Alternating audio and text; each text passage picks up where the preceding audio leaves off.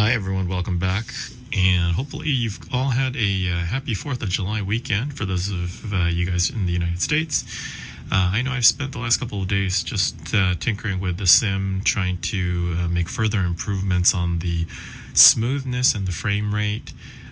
We've had lots of issues with screen tearing, the FSR3. Remember how I was showing you the shimmering effect, or that the duplicating, like that the tearing effect that was happening during takeoff and landings, and could not figure it out for the life of me. So I kept on changing settings, trying different things out, was messing with the adrenaline software that you see here. None of that was really making a difference, or if it would improve one thing, but then it would cause issues with another. And in the end, I stumbled across another YouTuber's video regarding use of FSR 4.1. And as you guys know, FSR 4 is not officially supported inside the Microsoft Flight Sim natively. However, using a third-party application called OptiScaler, one could actually install the AMD's latest and greatest FSR 4.1.1, and it took a little while trying to figure that out because it was having some conflicts with the Microsoft Flight Sim pop-out manager, which I'm using for the glass cockpits, and I think it might still be broken, but at least I got the visuals on the main screen here looking pretty good. So let's take a quick look. If you look up at the top here, I'm just turned the watermark on so everyone can see. This is running the FSR 4 OptiScaler 4.11, and this is just here temporarily just so that we can troubleshoot to make sure that the FSR 4 is active, because when we look inside the settings here, we're kind of tricking it so that it's using FSR3. Because there is no other choice for it here, the only two options that you have are TAA and FSR3. So what OptiScaler does is it hijacks this FSR3 and then invokes the FSR4 DLL that we downloaded earlier from AMD. So with that said, let's take a quick look. These are the settings that I have right now. Display mode set to full. Full screen resolution is the 2QHD 5120 by 1440. My FSR settings are set to quality. I tried different settings here with ultra performance balanced, and I'm going with quality just because I want to make sure that the when I pan, that we don't start seeing all those weird artifacts. Okay, fidelity FX sharpening is set to the default 100. My max frame rate, this is another key thing here in order to get really smooth performance, is we set it to 30, and we set the frame generation to FSR3, which will have a multiplier of 2x. And then if we look up here, you can see that the frame rate is capped at 60 frames per second once we apply the frame gen. Global rendering quality, I've made a few changes here. Originally, we were using the ultra setting for everything just to kind of stress test and see how things would work. But we found that that wasn't really conducive to a smooth flight, especially for the Haneda to Itami route. Because when you load two very big, very dense, very complex airports into memory, the sim falls apart. There's a bug with FlightSim2024 even today where it doesn't dump the older airport that you left from. It still keeps that in memory, and therefore your main thread then gets clogged down as you get to your destination airport, as it starts loading in all those assets. And so we made a couple tweaks here to reduce the number of buildings, or the quality of the buildings down to high, trees down to high, plants to high, rocks, grass all to high. We are still leaving the volumetric clouds at ultra because that's something that we're going to see throughout the entire flight. And texture resolution, we've also left that at ultra.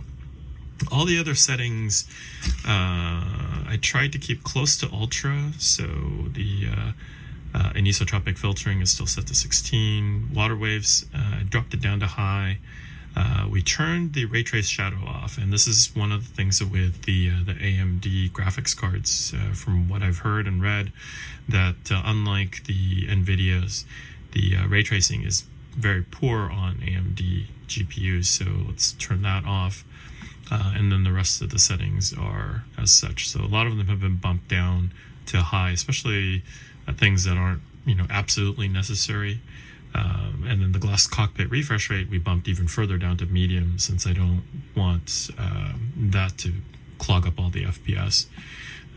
We turned seatbelt visibility off as well. And then the two that are set to off are the parked aircraft quantity and the aircraft traffic quantity. These are both being handled by our Beyond ATC using the FSLTL models and having BATC inject my traffic for me dynamically. Okay, so now that we've gone through the settings, let's go back to the screen here. And as you can see, maybe with this delta that's taking off here, this is something that we weren't able to see in the past, where the AI-generated aircraft actually taking off very smoothly. Usually we would see jitters or stutters on those. That looks pretty smooth.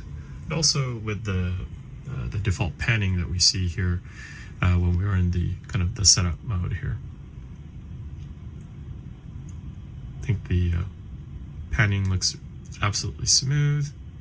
Also, a lot of the shimmering went down. So another thing that I also did was I started getting to a point where every change that I would make seems to be irreversible. And it got to the point where panning left this like really weird smearing and ghosting effect, and I couldn't get it to go away no matter how much I tried to go back to default settings. So ended up running DDU and just dumped the display driver. I just reinstalled the Radeon drivers just now, and just with that and having the FSR4 upscaling turned on with the OptiScaler, it looks a lot better. So I think something got corrupt while I was doing all this like tweaking. So for those of you who are testing out different graphics settings, worst comes to worst, always just use DDU, reinstall your drivers from scratch, and then start again. I would highly recommend that. All right, let's take a look again. Our FPS is now still floating at 60, which is great.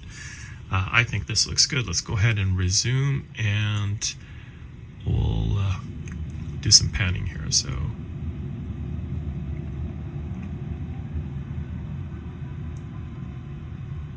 and this is at Haneda, people. I mean, normally you would see this type of fluid performance if we were at a smaller airport with very little AI traffic, very low quality buildings as well. But this, I think, is finally where I want to be. Also, let's take a quick look at like some of the characters that are showing up here. So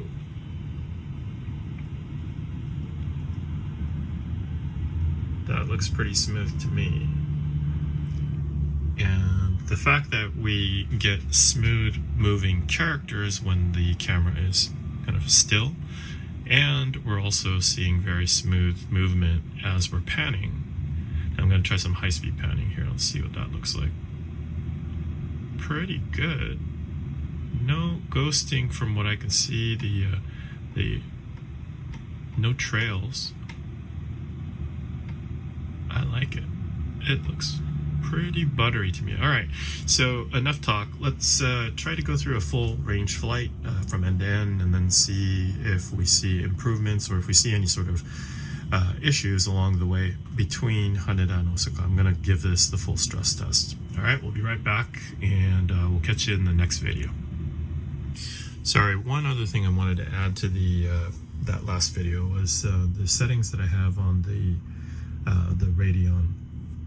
So in the AMD driver, here's what it looks like. We're running Game Experience Custom, We've got the Radeon Super Resolution disabled. We have the fluid motion frames disabled in here because we're using FSR3 inside the app itself, inside the game. The FSR scaling we have turned on, and one thing that changed, and you guys might notice this as well, is that the status when you're using FSR3, the default one in the flight sim, it'll always give you a yellow exclamation and say something about like, please install a valid FSR version 3.1 or above, and it would never show a green check mark. Well, this turned green as soon as I actually installed OptiScaler and got that 4.11 running. Let's also take a quick look at OptiScaler, because this took me a little while to get configured. So if we push the insert key on our keyboard here, here's OptiScaler, and up at the top you'll see that the Direct3D 12 upscaler that's selected here is FSR3.x. There is no 4 here natively, so you have to pick between one of these 4 options, and you pick the FSR3x, hit the change scaler, and then in the FFX settings you'll see now a FSR 4.1.1 with a little asterisk next to it. That's the one that we want to have running, and that's the one that's matching this guy over here. I also turned the upscaler watermark on, but when I turned it off, I think I need to reboot the sim in order for it to go away. But let's just go ahead and keep it on there just for the heck of it. So for this recording, as we're taking our flight, we can always look back on this flight and know that it was the FSR4 flight. Okay, that said, let's go ahead and set up for our flight. We'll be right back. Alright, so here we are in the landing phase. I'm doing this as a replay, but I don't know if you can see this or not. This is with FSR4. Bring it on here. There's a slight bit of jittering. When we take a look here, it's a little harder to see. But yeah, on my screen, on the monitor, there is a slight bit of kind of jitter as the plane keeps moving forward. So the scenery kind of does this little bit of a twitching action, which I didn't really see so much with FSR3 yesterday. So I think there's some pros and cons here. The FSR4 obviously looks a lot nicer during the daytime when we were doing our takeoffs and landings, but in nighttime, it looks like it adds this additional level of shimmering. You can probably tell this with the lights here too. Look at the lights of the city. There's this shimmering effect, a kind of twinkle, if you would, which we didn't see with FSR3.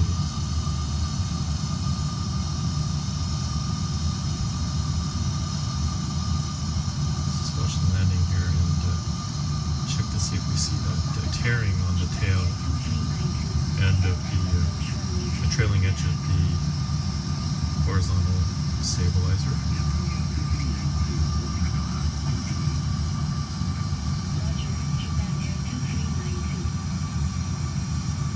It's a little dark, so it's harder to tell, but hopefully we can see something on the trailing edge tearing.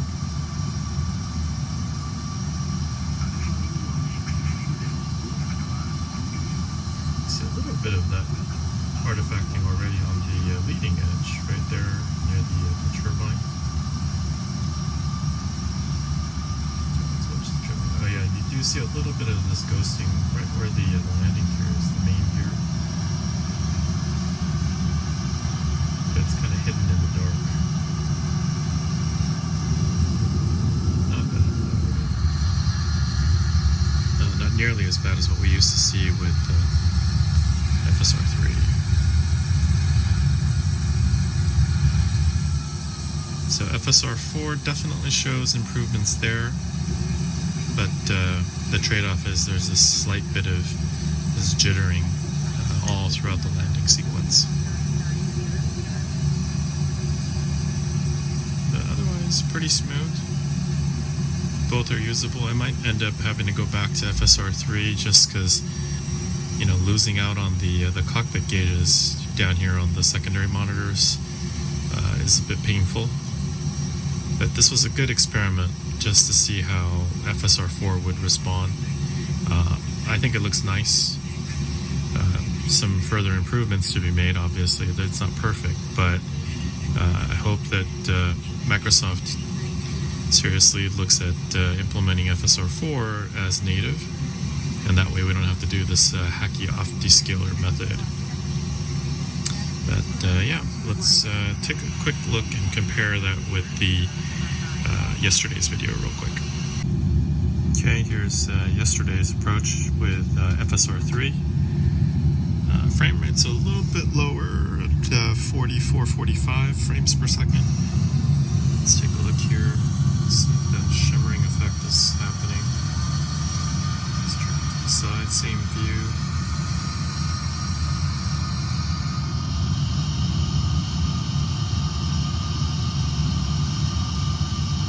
Slight bit, but I think this looks smooth.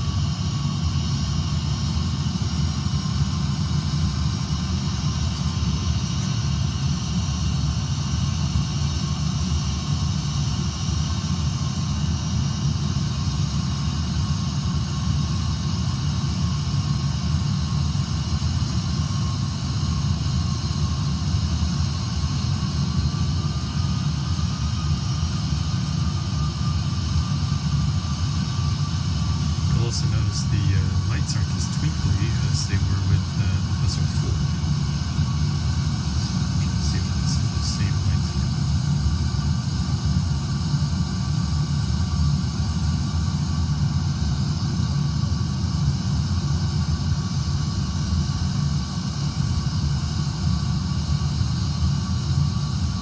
None of the lights are twinkling, right?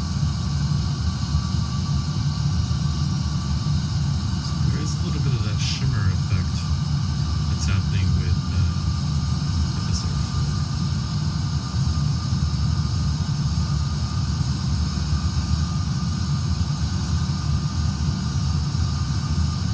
Overall, the movement looks a little smoother.